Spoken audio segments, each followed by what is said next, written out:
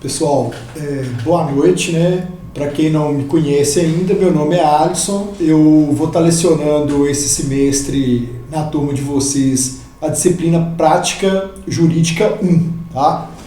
É uma disciplina assim, de suma importância, né, gente? Porque nós vamos começar a trabalhar com a questão prática mesmo, né? Ou seja, colocar em prática aquilo que vocês já estão vendo aí na teoria, né? A prática, assim, é uma questão de muita responsabilidade, né? De extrema responsabilidade, sobretudo, assim, o papel do NPJ, porque acaba que a prática nossa aqui, ela é exercida no núcleo de prática jurídica em prol da comunidade carente aqui de Unai, né? Daquelas pessoas que não possuem verba para contratar um advogado e acabam procurando o NPJ. E assim, como que eu falo, é oportunidade para todos, né? Porque eles não têm dinheiro para contratar o advogado. E lá, vocês, alunos, precisam aprender, né? Precisam estar estudando aí, precisam estar vendo a prática, né? Vendo como que funciona na prática. Então, para ambas as partes, isso é interessante, tá? Infelizmente, né, em razão da pandemia, o núcleo não está 100% funcionando, né? Alguns alunos, eu coloquei no grupo aí, alguns alunos têm demonstrado,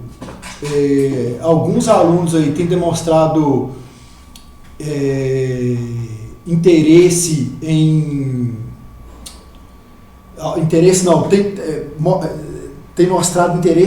tem participado lá, né, com a gente.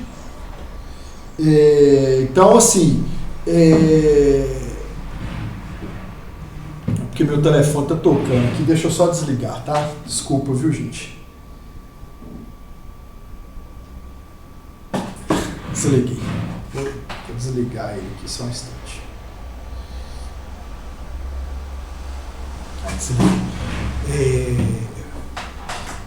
Alguns alunos mostraram disponibilidade para estarem lá, né, no MPJ. Infelizmente não são todos que possuem essa disponibilidade. Também em razão da pandemia a gente não pode aglomerar lá, tá? Mas eu vou deixar claro aqui que quem tiver interesse é só me informar no grupo, né? E assim, aí a gente, se tiver muitos interessados e gente que podem estar indo lá no horário que eu estiver lá, aí a gente regula uma forma que todos sejam beneficiados aí, tá? Então, é o seguinte, eu já vou começar com vocês colocando a mão na massa, né? É prática, né? O fato do NPJ não estar 100% funcionando não nos impede de estarmos praticando aí,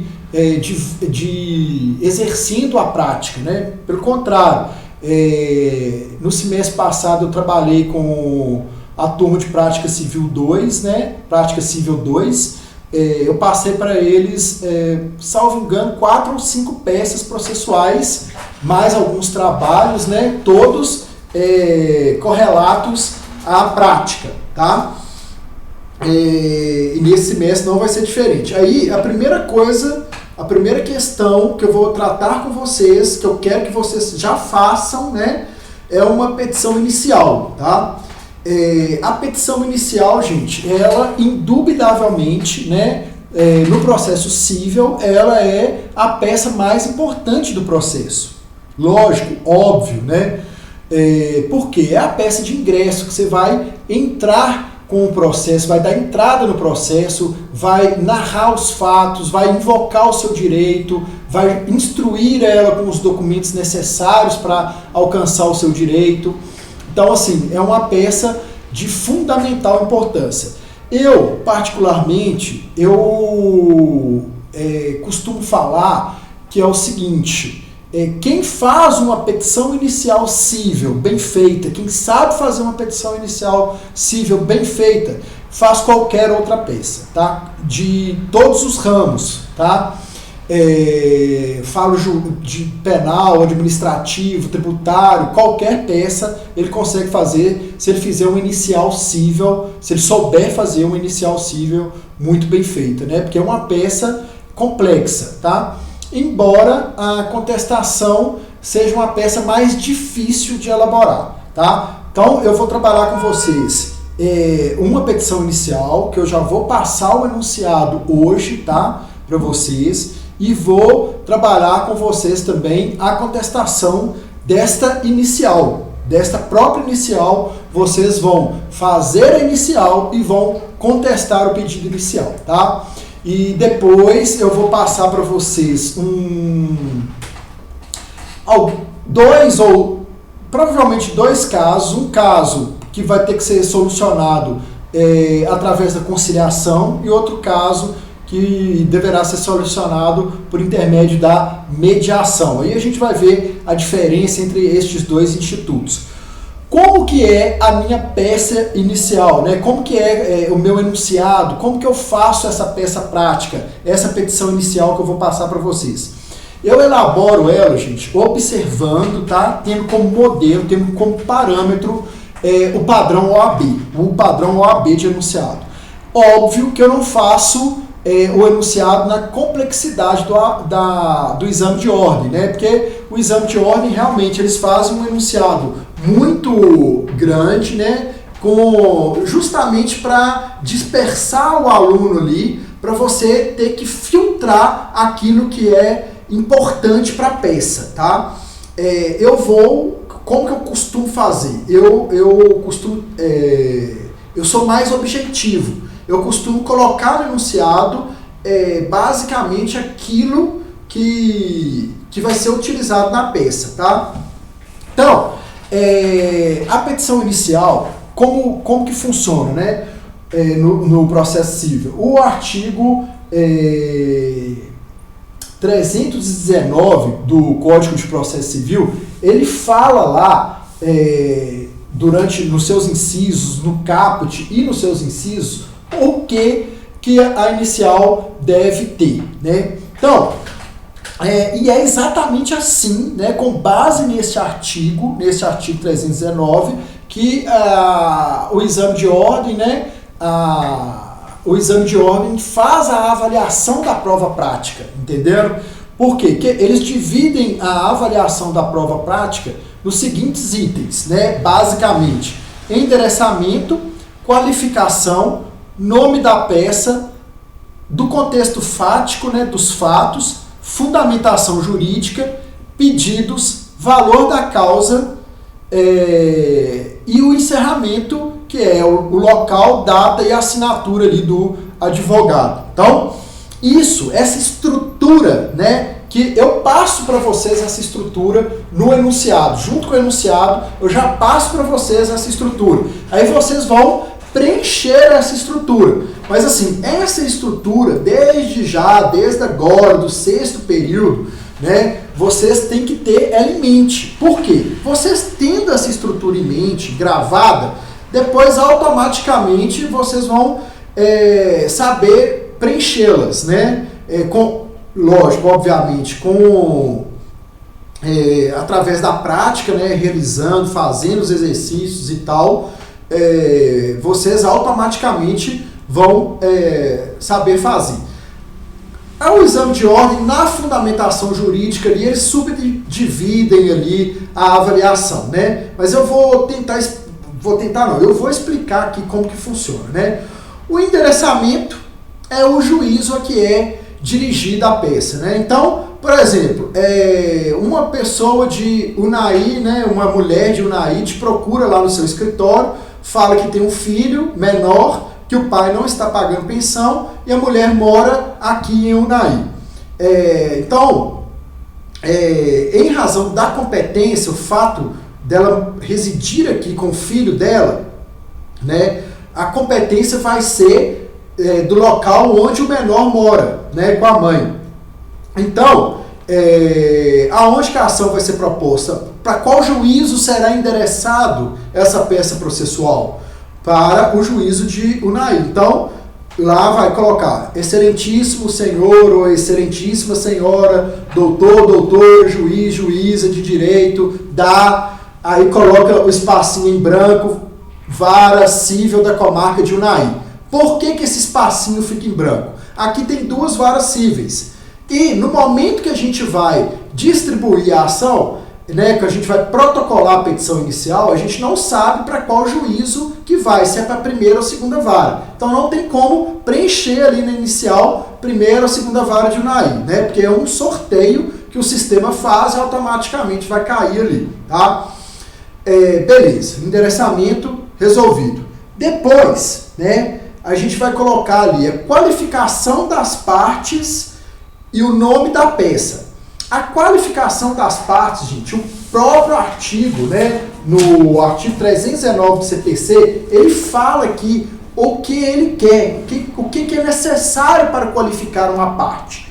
Lembrando-se sempre, gente, que a qualificação da parte autora, obviamente, inclui a qualificação do seu procurador. Então tem que colocar, né, por intermédio de seu advogado, procuração em anexo, com escritório profissional, na rua tal, bairro tal, número tal, e-mail tal, entenderam? Então tem que qualificar o advogado também. Por que eu estou dando ênfase para isso? No semestre passado, eu vi que algumas pessoas, alguns alunos da turma passada deixaram isso em branco. Então, gente, essas questões, né, esses pequenos detalhes, no exame de ordem fazem toda a diferença, né? Às vezes pode causar reprovação de alguém ali na segunda etapa, um mínimo detalhe. Então, e são detalhes assim, que se você praticar, ensaiar, né, colocar na cabeça, mentalizar, você não vai errar, né? Então, você não pode errar, na verdade, porque são coisas assim, que são automáticas, né? Que não demanda muito raciocínio, demanda só uma boa memória e atenção, né? E repetição, tá? Então, olha como que ele quer, no inciso 2 do artigo 319, olha como que ele fala como que o legislador fala que é a qualificação das partes, né? Os nomes, prenomes, o estado civil, a existência de união estável, a profissão, o número de inscrição no CPF, né, no cadastro de pessoa física, o endereço eletrônico, tem que informar se tem e-mail ou não, o domicílio e a residência do autor e do réu, tá? Então, é essa qualificação. Estes são os dados que devem constar ali na qualificação da parte autora e da parte ré. Da parte ré, evidentemente, às vezes, na prática, né, a gente não vai ter ali o número do CPF, mas tem que ter o nome completo e o endereço, pelo menos, tá? Beleza. Endereçamento, qualificação, depois a gente vai vir para os fatos, né? O contexto fático. O que é o contexto fático, gente? É aquilo que está no enunciado do exercício. Você, assim, não tem como você tirar o contexto fático debaixo do braço. Não tem jeito, entendeu? Por que eu estou falando isso? Isso muita gente confunde, muita gente se perde na hora de extrair os fatos ali do exercício. E não é só do exercício não, gente. Eu falo aqui também sobre a perspectiva prática. Por quê? Como que funciona, né, por exemplo, a profissão de advogado na prática, né? O cliente vai ao seu escritório, ele vai sentar lá e ele vai te dar os fatos, né? Nesse exemplo que eu falei aqui da mulher lá com o filho que vai te procurar lá para pensão alimentícia. A mulher vai chegar, vai sentar no seu escritório, aí ela não sabe nada de direito. Ela vai chegar lá e falar: doutora, não, eu namorei como é que se chama hoje em dia? Embuste. E o embuste me engravidou e tal, eu tô com um menino com 2 anos, o embuste não paga pensão. E eu tô apertada, eu não consigo criar esse menino sozinho e tal. O que você vai fazer? Aí ela vai falar: nossa, o embuste deixava cueca suja no banheiro, o embuste xingava palavrão, chegava com bafo de cachaça. Essas coisas interessam para o processo? Não, não interessa. Você vai ouvir tudo. O que você vai, né, que você vai anotar ali? Você vai anotar o que interessa para o processo. Aí você vai perguntar para ela, quantos anos a criança tem?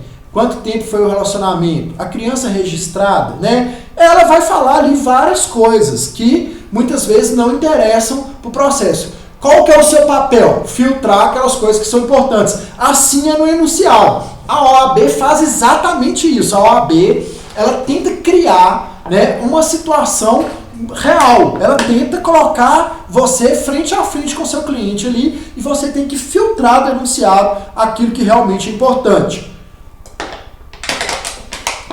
Igual eu falei, o meu enunciado, ele não tem tanta pegadinha não. Então, vocês não podem inventar também coisas assim, do outro mundo, né? Igual eu falei, tirar coisas debaixo do braço, não. Vocês têm que se aterem ao enunciado. Aí nos fatos, vocês vão fazer a narrativa fática ali.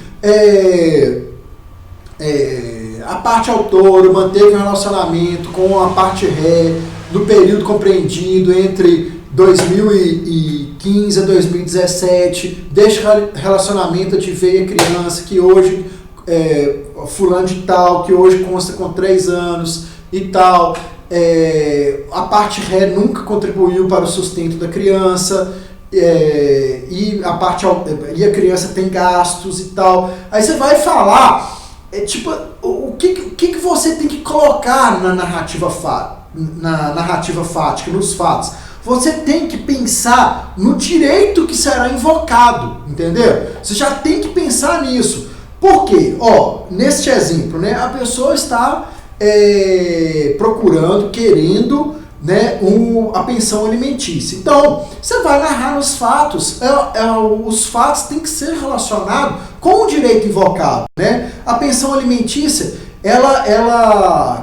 qual que é o fundamento da pensão alimentícia? É que ambos os pais têm o dever de criar o filho. Então, se só a mãe está criando e o pai não está contribuindo, aí você tem que demonstrar para o juiz, você tem que narrar que é dever dele, né? Você vai falar, você não vai invocar direito ainda, mas você vai falar, a mãe está criando, a criança tem despesas com vestuário, alimentação, higiene, isso, aquilo e tal, e o pai não está contribuindo. É nesse sentido que você vai fazer ali os fatos. Aí você vai concluir, né? Você vai fazer. Eu não gosto de peça longa, gente. Não sou eu que não gosto. Ninguém gosta, ninguém tem tempo hoje em dia para ficar lendo peça longa, não. Neste exemplo aqui, no ação de alimentos, o contexto fático ali vai ser no máximo 5 parágrafos, tá? E estes 5 parágrafos, ele tem que ser coerente também, né? A escrita, o português, tipo assim, tem que ter toda uma harmonia com introdução, desenvolvimento e conclusão. Aí na conclusão, você vai colocar que daquele fato que você está invocando decorre o direito que você está pleiteando, entendeu? Então você vai colocar assim, no final, o último parágrafo. Considerando, portanto, que é dever de ambos os pais cuidarem do filho, considerando-se ainda que o pai não tem contribuído, né, a instituição da pensão alimentícia é a medida que se impõe, tá? Então, vocês vão fazer uma conclusão mais ou menos nesse sentido. Passado o contexto fático, vocês vão para a fundamentação jurídica, né?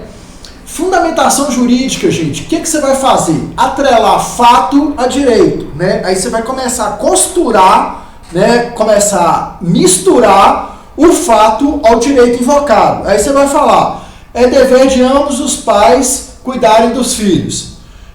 Nesse sentido, o artigo tal do Código Civil aduz. Aí tem um artigo específico do Código Civil que fala isso que eu estou falando aqui. Você vai colocar ele. Você vai falar, no caso em análise, conforme narrado, a parte ré não vem contribuindo. Não obstante o dispositivo legal acima mencionado, né? Você não vai chegar também, colocar, o que eu estou querendo dizer? Você não vai chegar lá e colocar lá um dispositivo de lei de forma solta, tá? Vocês não vão fazer isso, porque muita gente faz isso. Chega e fala assim, o artigo tal diz, o artigo tal diz, tá, mas o que o artigo tal tem a ver com o fato que você está narrando? Então você tem que fazer uma costura, uma mistura ali entre o artigo de lei que você está mencionando com o direito que você, com os fatos que você está narrando, entenderam? Aí depois eu gosto de colocar artigo de lei, jurisprudência, tá? Aí você vai colocar uma jurisprudência só, né? Neste caso, assim, igual alimentos, se não for nada muito polêmico, né? O alimentos é uma coisa assim, normal, no dia a dia aí. Então, você vai pegar o quê? Uma jurisprudência do Tribunal de Justiça de Minas Gerais, né? Porque a gente está em Minas Gerais, e Minas Gerais é um estado muito conservador, tem essa questão, então assim, eles dão muito valor para a jurisprudência daqui.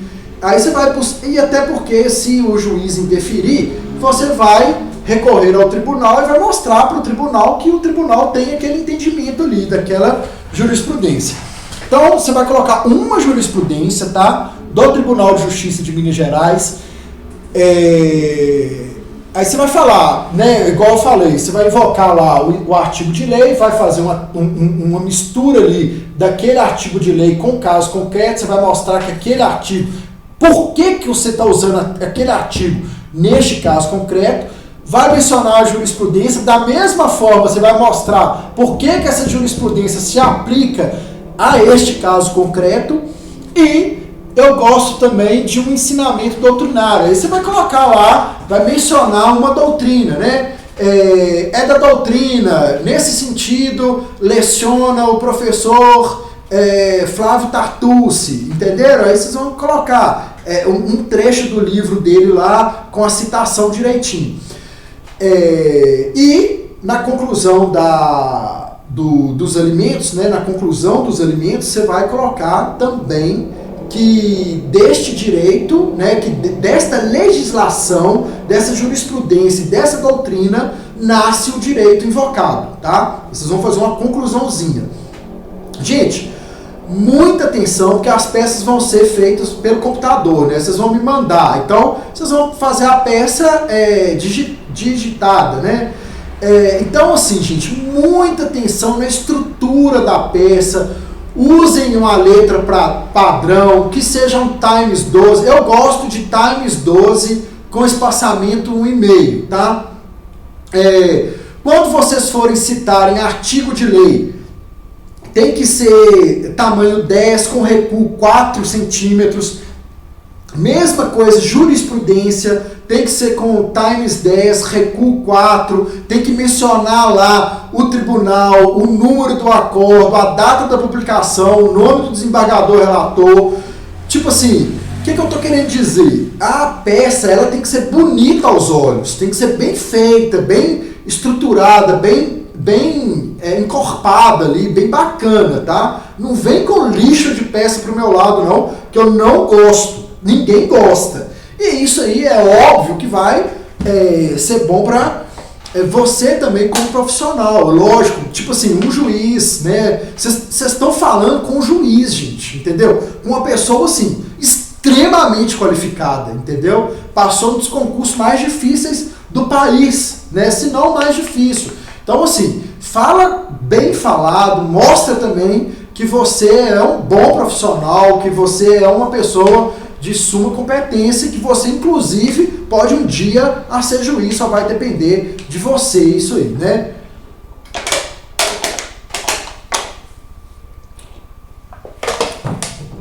Não se esquecer também, tá? Se for necessário, se vocês enxergarem lá denunciado que cabe uma tutela antecipada, né? Os requisitos da tutela antecipada estão lá no artigo 300 do CPC. Na lei de alimentos, inclusive, tem uma lei específica que fala como que é lá os alimentos provisórios. Então, no campo da fundamentação jurídica, vocês vão criar lá um subitem, né, dos alimentos provisórios, entenderam? Então, aí, nesse subitem dos alimentos provisórios, vocês têm que fazer também né, uma narrativa, invocar um direito ali para justificar por que os alimentos devem ser concedidos no início do processo, tá? Depois da fundamentação jurídica, nós vamos para os pedidos, tá? É super importante também, tá, gente? Super importante. Eu vi que, tipo assim, muitos alunos, eles se equivocam lá nos pedidos, deixam os pedidos incompletos, não fazem todos os pedidos que são necessários. Basicamente, gente, em apertada síntese, tá? O que são os pedidos? Você vai assistência judiciária gratuita, tá? Citação da parte requerida para contestar a ação, tá? Sob pena de revelia. Intervenção do Ministério Público, por quê? Porque é menor, é incapaz, a intervenção do Ministério Público nesse caso é obrigatória. Vocês têm que informar se vocês querem ou não fazer acordo em audiência de conciliação, tá? Isso é obrigatório, aí vocês têm que falar isso lá, tá? Que mais que tem que ter no pedido? Citação, pedido de assistência judiciária gratuita, intervenção do Ministério Público e, obviamente, né, o pedido provisório. Se vocês forem fazer o pedido provisório lá de alimentos, vocês vão falar, requer a fixação dos alimentos provisórios no importe correspondente a 30% do rendimento líquido do réu, né? E, lógico, isso aí ninguém pode esquecer do pedido principal. Requer, por fim, que sejam fixados os alimentos definitivos em 30% dos rendimentos líquidos do réu, ratificando assim a liminar concedida, tá? Então, muita atenção nos pedidos, colocar tudo, tá bom? Olhar, ver, tem um artigo, salvo engano, não, eu não sei qual o artigo que é, não, eu me esqueci aqui, mas vocês vão pesquisar. Tem um artigo do CPC que ele fala lá dos pedidos, como que devem ser os pedidos, tá? Aí vocês vão consultar esse artigo. Depois, o valor da causa também é de suma importância, tá? Tem um artigo, acho que é 282, peraí. Deixa eu ver. Não é o 282, não. Tem um pedido, não, é o 291, que é o do valor da causa, tá? E os do pedidos, eu esqueci, eu acho que antes era o 282. Mas vocês vão consultar, vocês vão olhar lá como que eram os pedidos.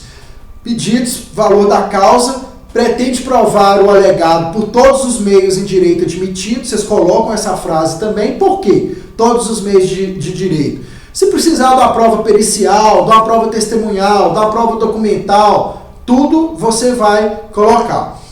Eu sempre coloco nas peças, eu passo aqui para vocês no modelo, né? Um quadro lá, ó. Documentos que vão instruir a inicial, finalidade probatória.